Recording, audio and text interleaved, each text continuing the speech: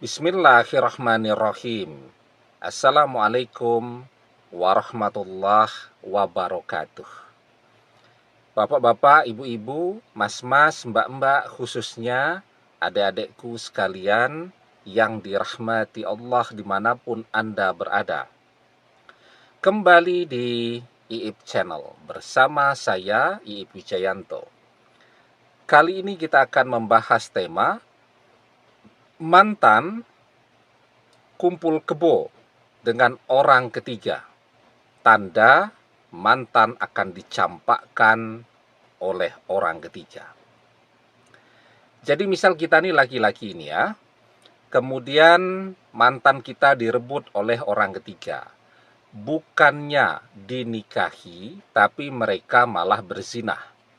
Ya, hidup satu kos-kosan atau satu rumah kontrakan tanpa pernikahan, atau masyarakat kita sering menyebutnya sebagai kumpul kebo. Ya, itu kan tanda bahwa sesungguhnya orang ketiga ini cuman mau senang-senang saja dengan mantan. Ya, cuman mau memperturutkan hawa nafsunya, nafsu birahinya saja. Ya, kalau dia memang mencintai mantan, maka dia tidak akan main-main seperti itu. Dia akan serius dengan mantan, dia tidak akan menyentuh mantan sampai mantan menjadi seseorang yang halal untuknya. Kalau dia mau serius dengan mantan, maka yang dia lakukan apa?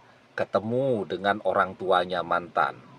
Ya, meminang atau melamar mantan untuk menjadi istrinya. Setelah itu mereka menikah. Nah, itu kalau tanda orang ketiga betul-betul ingin serius dengan mantan, menikah.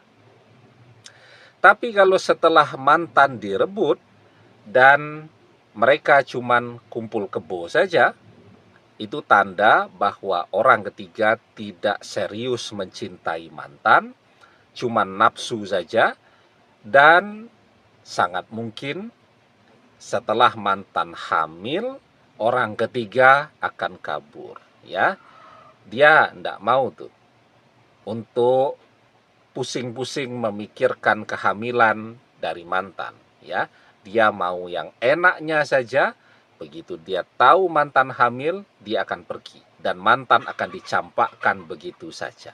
Nah, jadi jelas ya, kalau orang ketiga itu cuman mengajak mantan untuk berzinah atau kumpul kebo tadi, itu adalah tanda yang sangat jelas bahwa mantan akan dicampakkan begitu saja. Nah, pertanyaannya banyak terjadi itu. Ketika mantan dalam keadaan hamil nih, orang ketiga kabur, dia bingung, ya, maka dia datang kepada kita misal, ya, dia mengajak untuk kita menikah. Nah, kan jangankan yang memang kita masih mencintai dia, kita siap menerima dia apapun keadaannya, termasuk dalam keadaan sudah hamil dengan orang ketiga tadi. Kita siap mencintainya, menyayanginya, dan melupakan apa yang pernah dia lakukan. Itu karena kekuatan cinta. Bahkan orang tidak pakai kekuatan cinta pun banyak terjadi. Hamil dengan si A lari, kabur, ya. Kemudian untuk menutupi kehamilan itu dicarikan laki-laki lain. Ya. Laki-laki itu kemudian melihat, wanita ini cantik, menarik, dan seterusnya. Tidak apa-apalah daripada jadi bujangan terus begitu ya, tidak laku-laku, tidak apa-apa. Ya, sudah dapat dibekasi orang pun tidak apa-apa. Nah, kan banyak seperti itu. Hamilnya dengan si A, menikahnya dengan si B. Ya tidak. Nah, sekarang bagaimana kalau keadaan itu kita hadapi? Mantan datang balik, ngajak kita untuk menikah, ya. Sementara dia dalam keadaan yang hamil. Ya. Apakah boleh kita menikahinya? Nah, itu pertanyaan yang sangat menarik tuh. Karena banyak tuh. dalam keadaan wanitanya hamil, ya tetap dinikahkan dengan laki-laki lain. Ya, jadi pernikahan yang demikian itu adalah pernikahan yang diharamkan. Kenapa demikian? Nah, sebelum kita bahas lagi lebih jauh, jangan lupa ya, adik-adik yang baru menemukan channel ini untuk memencet tombol subscribe dan menyalakan lonceng notifikasi agar Anda selalu mendapatkan pemberitahuan video-video terbaru dari channel kesayangan kita ini. Dengan subscribe, doa-doa kita selalu terhubung sehingga kita selalu bisa berdoa bersama-sama ya.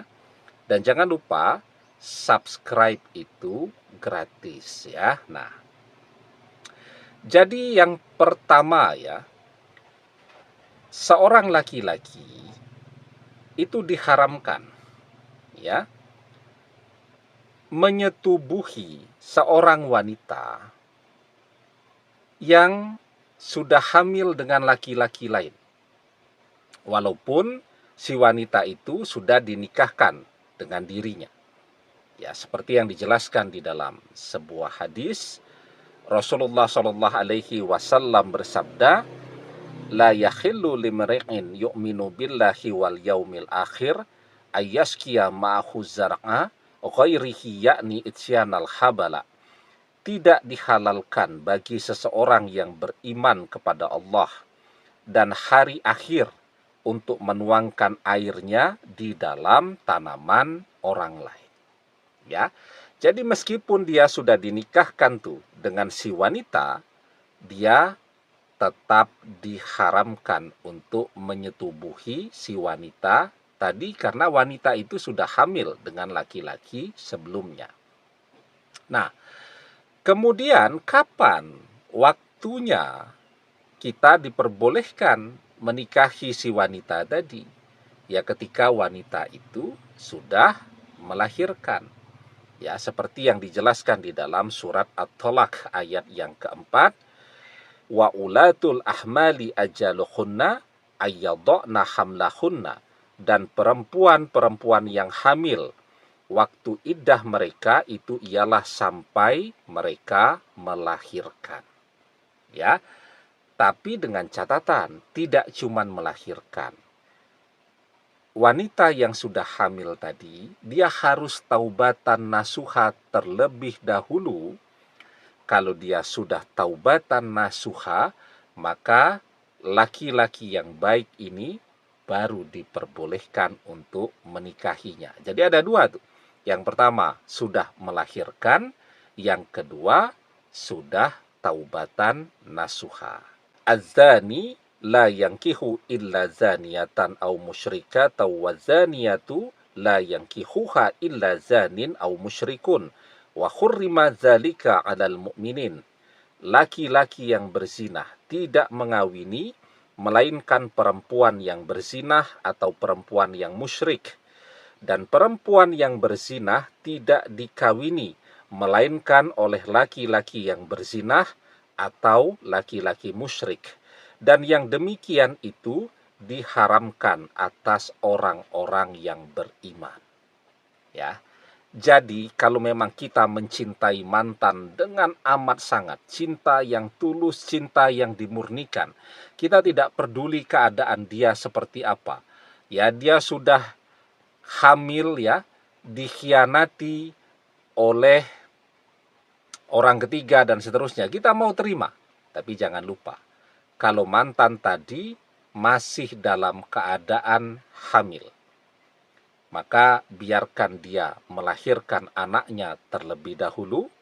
Setelah itu dia taubatan nasuha, atau taubatan nasuhanya sebelum melahirkan juga lebih baik.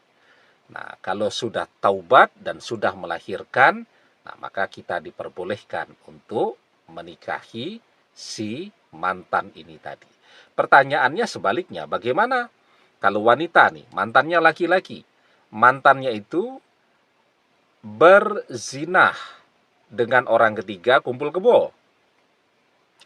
Kalau si laki-laki itu kumpul kebo dengan orang ketiga, dan orang ketiga itu sampai hamil, dan dia balik kepada kita, minta kembali, ya maka tentu harus ditolak. Ya, dia harus menikahi orang ketiga yang sudah terlanjur hamil bersama dia. Nah, tapi kalau kemudian orang ketiga itu tidak hamil, ya, mantan ini yang kumpul kebo atau berzinah ini sudah taubatan nasuha, ya sudah taubat betul, dan kemudian kita juga melihat orang ketiga itu mungkin sudah bersama laki-laki lainnya. Nah, maka kalau mantannya memang sudah bertaubat, kemudian melamar dia untuk menikah, maka dia diperbolehkan untuk menikah dengan laki-laki yang sudah bertaubat atau sudah taubatan nasuha tadi. Demikian, semoga bermanfaat.